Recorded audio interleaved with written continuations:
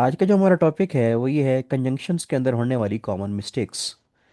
Conjunction आपको पता है कि वो वर्ड्स होते हैं जो कि सेंटेंसेस को आपस में ज्वाइन करते हैं, वर्ड्स को आपस में, फ्रेजेस को आपस में ज्वाइन करते हैं। आपको याद होगा मैंने आपको कंजंक्शन बताई थी कि कंजंक्शन जो होती हैं कुछ कोऑर्डिनेटिंग कंजंक्शंस होती हैं, कुछ सबऑर्डिनेटिंग कंजंक्शंस होती हैं। एक थर्ड टाइप कोरिलेटिव कंजंक्शंस की भी होती है। खैर वो एक साथ साथ मैं आपको बताता रहूँगा। तो सारी ये सारी कंजंक्शंस हैं, वो टाइप्स हैं। तो वो तो एक अलग चीज़ है।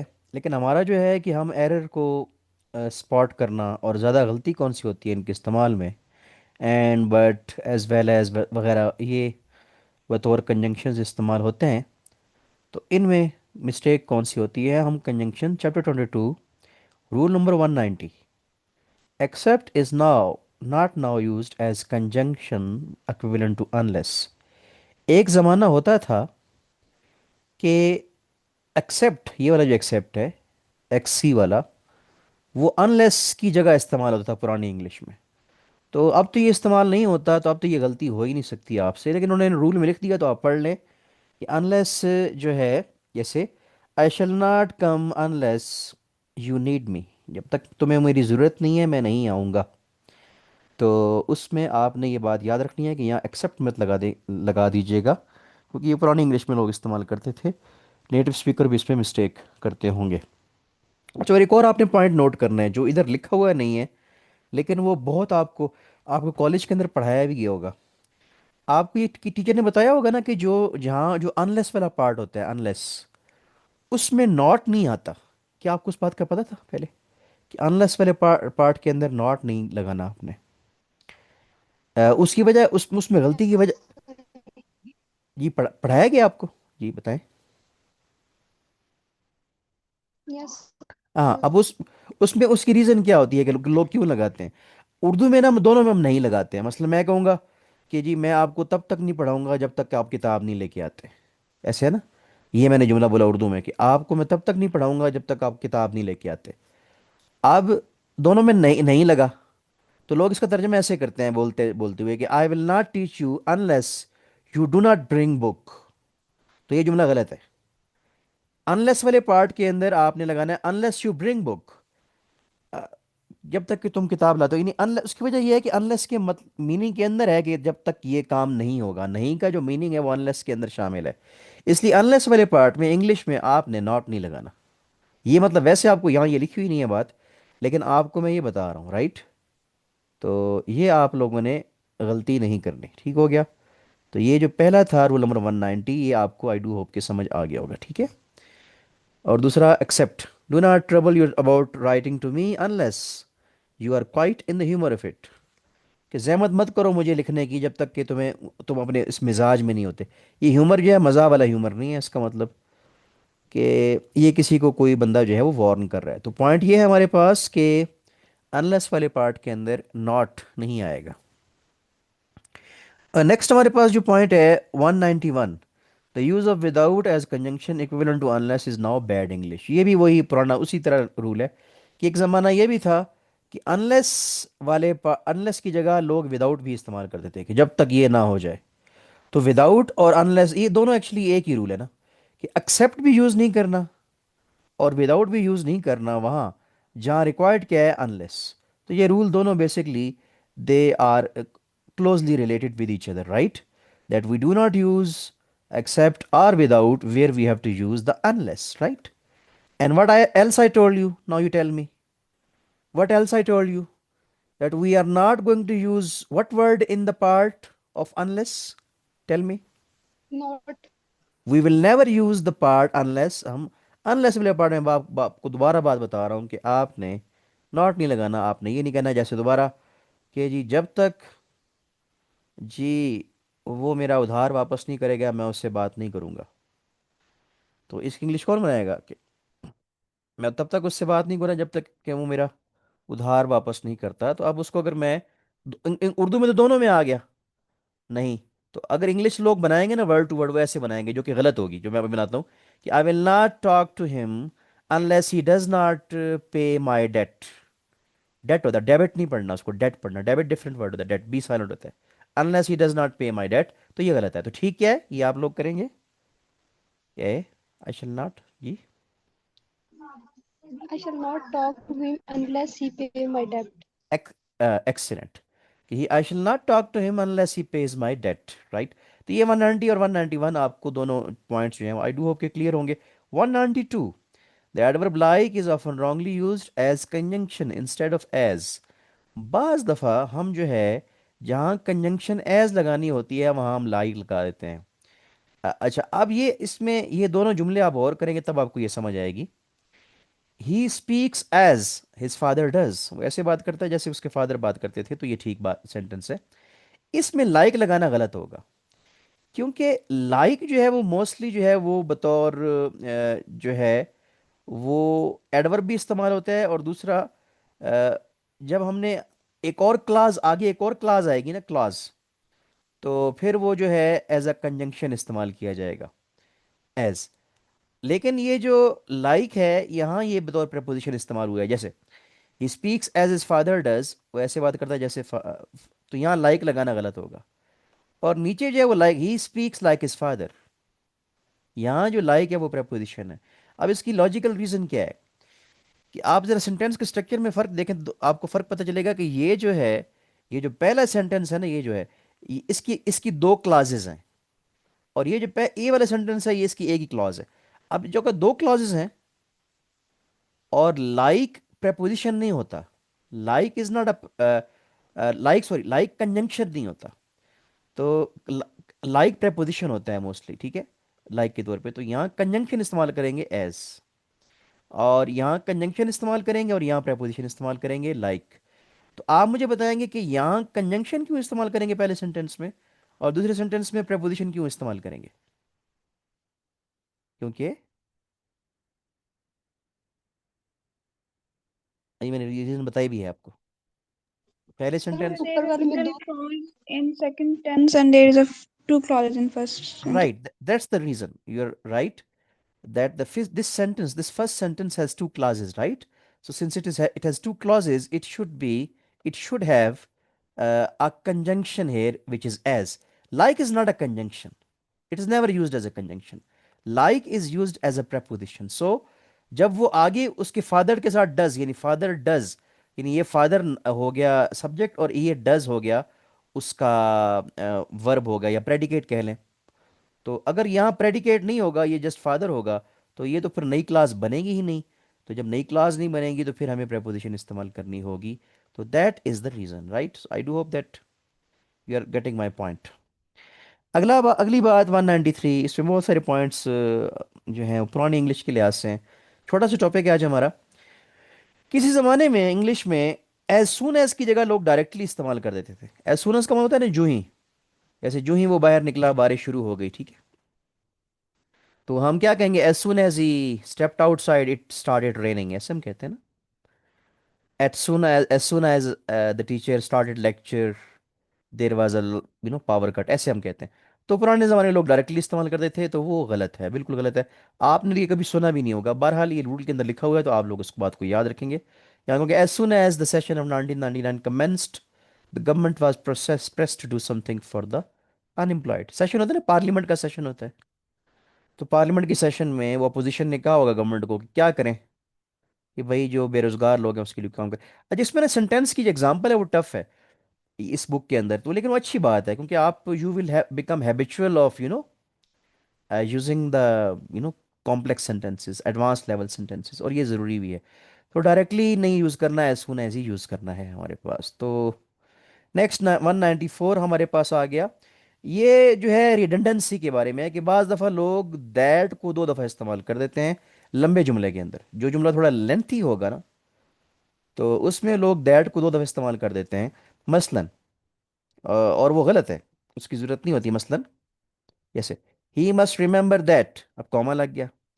अब ये नीचे एक और लंबी सी जो है वो एक जो है एक्सप्लेनेशन है, और यहाँ से ल- उस दैट से लिंक्ड पॉइंट है नन वाला, तो वहाँ इस बात को मुकम्मल हो गया है। तो यहाँ भी लोग दैट लगा देते हैं। जब दैट यहाँ लग गया इस कॉमा के स्टार्ट होने से पहले, तो देन दोबारा दैट लगाने की ज़रूरत नहीं है। और इस गलती की वजह उस जुमले की लेंथ होती है। अब आपके सामने ये जुमला पढ़ता हूँ, इस जुमले का मतलब क्या है। He must remember that although the first people in Europe would like his society and place him on an equality with themselves, none of them would either give him or lend him a farthing. ये किसी might भी historian की बात हो रही है कि भाई वो हो सकता है कि यूरोप के लोग उसको पसंद करेंगे, उसकी सोसाइटी को जो उसकी बुनियाद रखी, लेकिन उसको 1 रुपया भी नहीं देंगे। फार्दिंग इज अ करेंसी। ये ना करेंसी होती थी पुराने, 1 पैसा जिससे होता था। ये farthing was a very small currency in England, right. तो कहने का मतलब ये है कि वो जो फलां बंदा है वो जहाँ भी गया है तो उसको कोई एक वो टिक्का भी नहीं देंगे, जैसे हम कहते हैं। ये इस जुमले का मतलब ये है। तो अब होता ये है कि इस जुमले की जो लेंथ, उस रीजन की वजह से ये तुम्हें remember, you must remember that. तो अगर वो बीच में एक्सप्लेनेशन बहुत लेंथी हो तो लोग दोबारा दैट लगा देते हैं। दोबारा दैट लगाने की जरूरत नहीं है। इसे हम कहते हैं redundancy. What is redundancy? Redundant means something that you repeat without requirement. आपको याद होगा मैंने उस दिन एग्जाम्पल दी थी उर्दू की, वो आबे जमजम का पानी नहीं कहना, आबे जमजम का पानी नहीं, क्योंकि आब का मतलब ही पानी। हमें क्या कहना चाहिए? हमें कहना है आबे जमजम पिया, या कह रहे जमजम का पानी पिया। तो आबे जमजम का पानी गलत है, कोई हिमालय का पहाड़, ऐसे होता है ना, कोई लोग कहते हैं। तो that is called redundancy, right. That you repeat two words without where they are not required, right? 195. Instead of repeating the conjunctions used in the preceding class, some writers have a trick of introducing subsequent clause by that। वो भी गलत होता है कि बाज जो writer होते हैं कि वो शुरू में दैट को मिस कर देते हैं। मतलब शुरू में तो दैट मिस कर दिया तो वो बाद में दैट लगा दिया, लेकिन वहाँ सेंस जो रिक्वायर्ड होती है वो बिकॉज की होती है, तो वहाँ भी फिर दैट नहीं लगाना, बिकॉज लगाना है। मतलब राइटिंग करते हुए, let me give you an example from this book. If I do not speak of them it is because they do not come with in my subject and not because they are highly esteemed, sorry, they are lightly esteemed by me। यहाँ भी that because ही लगाना है, क्योंकि sense because की convey करती है। that नहीं लगाएंगे। अच्छा, इस जुमले का मतलब क्या है, कोई बताओ, इसका ट्रांसलेशन क्या होगी कि I do not speak of them it is because that it's they do not come with in my subject and not because they are lightly esteemed by me. तो if you can translate any of you, इसका मतलब क्या है?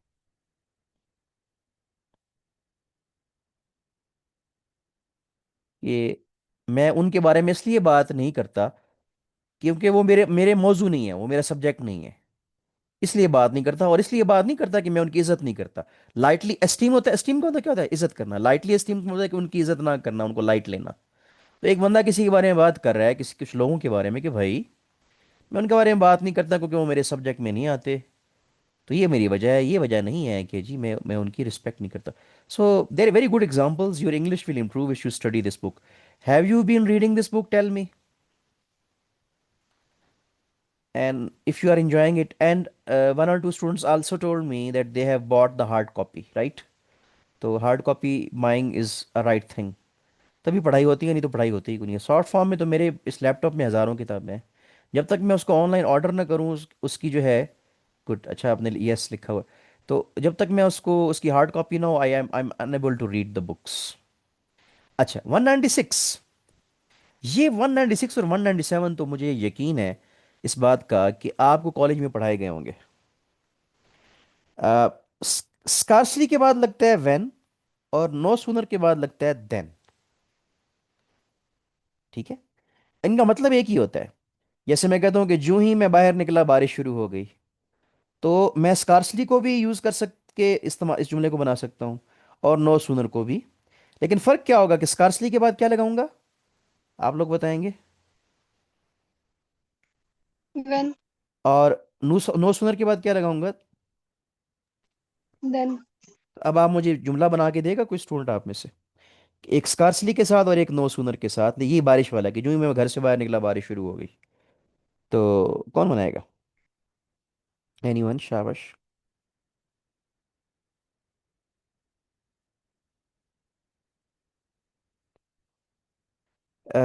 scarcely had I stepped outside when it started raining, right? ऐसे हम कहूँगा। और बेशक आप राइट कर दिया करें नीचे ना, बोला, और अगर बोला करें तो ज़्यादा बेहतर है, ठीक है। और बेशक ना गलत आप ये मत सोचा करें कि गलत हो जाएगा, बोला जरूर करें, अच्छा। और अगर नो सूनर के साथ बनाऊँ तो उसका उसका चले उसका बना दें आप लोग, कि no sooner had I stepped outside then it started raining. तो पॉइंट ये है कि नो स्कार्सली के साथ आपने देन नहीं लगाना, वेन लगाना है। और नो सूनर के साथ देन लगाना है, वेन या बट नहीं लगा देना। अब हम scarcely should be followed by when and not by then. So, example, scarcely had he gone when policeman knocked at the door. यानी यहाँ then नहीं लगाना आपने। घर से बाहर निकला ही था कि वो जी पुलिसमैन ने नॉक किया, और ये no sooner had he returned then he was off again। कि अभी वो आया ही था कि दोबारा वो चला गया। डबल एफ वाला ऑफ आएगा इसमें, ऑफ। ये डबल एफ वाला ऑफ का इस्तेमाल कैसे होता है? अगर मैं कहूँ I got off the bus, कि मैं बस से उतरा, गॉट ऑन, तो कौन सा वाला ऑफ इस्तेमाल होगा? I got off the bus, कौन सा ऑफ इस्तेमाल? ये होगा ना डबल एफ वाला या सिंगल एफ वाला? डबल एफ वाला। डबल एफ वाला इस्तेमाल होगा। इसी तरह किसी मैं कहूँगा the paint is falling off the wall, paint जो है फॉलो कर रहा है, तो उसमें भी मैं यही कहूँगा। अच्छा, तो ये वाला ऑफ वैसे बता रहा हूँ तो 198, द फ्रेज सेल्डम और एवर इज मीनिंगलेस। ये हमने किस में पढ़ा? हमने एडवर्ब में भी पढ़ा था, आपको याद होगा मेरे ख्याल में, एडवर्ब में, कि सेल्डम के बाद नेवर लगता है ना, सेल्डम के बाद एवर तो उल्टा बन जाएगा ना। सेल्डम का मतलब क्या होता है बताया था, आप लोग बताएं। सेल्डम का मतलब कभी कभी, कभी कभार। कभी कभार, शाज़ो नादर जिसे हम कहते हैं। तो सेल्डम, और सेल्डम के साथ तो फिर नेवर ही आता है ना, एवर तो हो ही नहीं सकता कि सेल्डम, कि कभी कभार कोई वाक्य होता है या वो वाक्य वो होता ही नहीं है। जैसे such goods are made for export export and are seldom or never use in the country. कि कुछ चीज़ें एक्सपोर्ट के लिए होती हैं और वो मुल्क में या तो इस्तेमाल बहुत कम होती हैं, सेल्डम, या होती ही नहीं है, सेल्डम के साथ नेवर इस्तेमाल होंगी, ठीक है। तो ये नीचे हमारे पास रूल नंबर 198 था। 199, कि आई कुड नॉट हेल्प होगा, then I could not help. हाँ, I gave no more than I could not help. अच्छा हाँ, के कुड हेल्प्स वाले सेंटेंस के अंदर नॉट आएगा, ठीक है। कि मैंने इतना, I gave no more than I could not help, कि जिसको जिसकी मैं हेल्प ना कर सका। अच्छा, तो कुड हेल्प नहीं लगा देना आपने। अच्छा, अभी हेल्प वाली भी दो होती है ना, अब इसमें गलती की वजह क्या होती है? कि मैं इतने पैसे मैंने दिए, इतने उससे ज़्यादा पैसे ना दिए जितनी मैं, जिससे ज़्यादा मैं हेल्प नहीं कर सकता था। यानी किसी गरीब की हेल्प करने की बात हो रही है ना, तो यहाँ कुड नॉट हेल्प होगा। एक आपने और जुमला पढ़ा होगा कि मैं हंसे बगैर ना रह सका। ये पढ़ा ना, आई कुड नॉट हेल्प लाफिंग, ये पढ़ा है आपने? हेल्प के बाद आईएनजी वाला होता है, तो उसमें नॉट नहीं आता, वो लाफिंग वाला नेक्स्ट दूसरे पार्ट के अंदर, राइट। तो उस वजह से आपने, वो लोग उस सेंटेंस की वजह से, जैसे आप को मैं कैसे कौन सी एग्जांपल दूं, कि मैं रोए बगैर ना रह सका, इसकी इंग्लिश क्या होगी?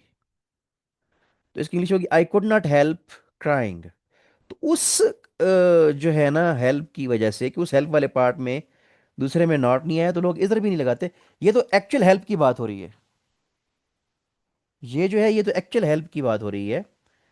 तो कि एक तो उसमें इसमें तो है जो है वो आएगा, नॉट आएगा इसके अंदर, ठीक है। तो ये इसकी रीज़न है, तो गलती हो सकती है इसमें भी। हमारे पास जो रूल नंबर 200 है वो ये है, examine the following sentence, this is as good if not better than that.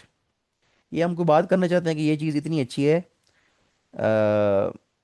और कि जितनी दूसरी अच्छी है अगर उससे बेहतर नहीं है।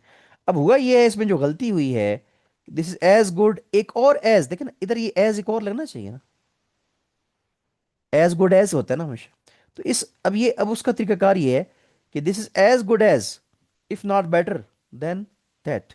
अब ये वाला एज जो है छोड़ नहीं देना उसको, उसके लिए आप जरूरी होगा कि यहाँ आप लगाएंगे एज, और दूसरा दरमियान में जो है वो आप इफ नॉट बेटर देन वाला जो है वो उसको कॉमा के अंदर डाल देंगे। तो एज, लोग जल्दी बोलते हुए मसलन बोल, this is as good if not better than that, as लगाना है, तो that should not be missed.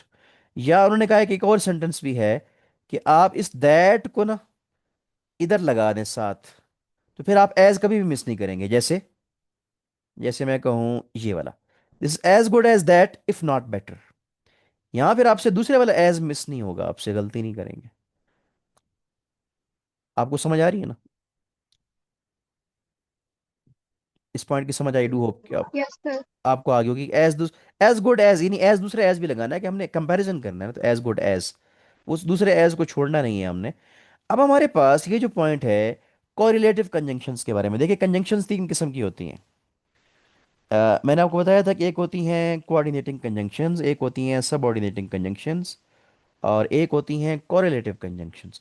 Correlative वो होती हैं जो इकट्ठी आती हैं, ईदर और आर इकट्ठी, यानी जो पेयर में आती है ना, पेयर्स के, ईदर और आर, नाइदर और नॉर, नॉट ओनली और बट आल्सो। ठीक है, तो ये कोरिलेटिव कंजंक्शंस होती हैं।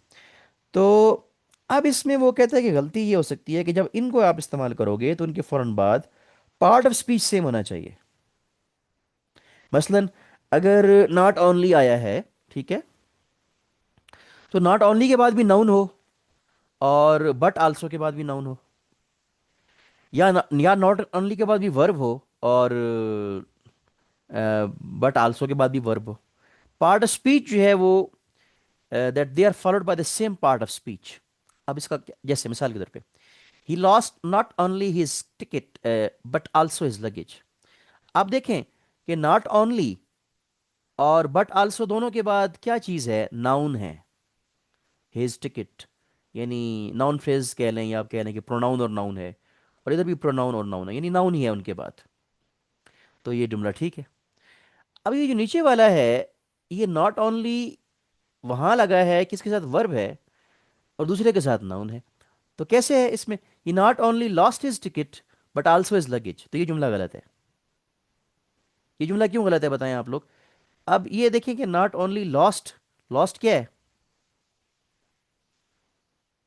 वर्ब। तो आपने इस वर्ब को लेके आना है, हाँ, जहाँ ये है ना, ये वर्ब लेके आना, ही लॉस्ट और not only his ticket but also his luggage. तो नॉट ओनली और बट आल्सो के बाद जो है वो आप क्या बनाओगे, क्या लगाओगे, नाउन लगाओगे दोनों के बाद। ये दोनों के बाद वर्ब भी आ सकता है, डिपेंड करता है। तो ऐसे नहीं करना है कि एक के साथ नाउन और एक के साथ verb. They should both you know have the same part of speech after them. ये जो कोरिलेटिव कंजंक्शन है, नॉट ओनली और बट आल्सो, और बल्कि नाइदर और आइदर भी हो, और आइदर वगैरह हो, तो ये आपने मिस्टेक्स नहीं करनी। आखिरी जो आपका रूल है वो आपको छठी पांचवी क्लास में पता था कि neither is followed by nor, not by or. Neither के बाद नॉर नॉर होता है, और नहीं होता। आइदर तो जो है वो और के बाद होता है। He washed neither his hands nor his face, ना हाथ धोए ना उसने मुंह धोया, चेहरा धोया। तो ये हमारे पास एक सेंटेंस है। तो आज हमने क्या पढ़ा, हमने ये कंजंक्शंस के अंदर होने वाली मिस्टेक्स जो हैं वो पढ़ी। ठीक है जी, इसकी मैं रिकॉर्डिंग ज़रा ऑफ कर लूँ।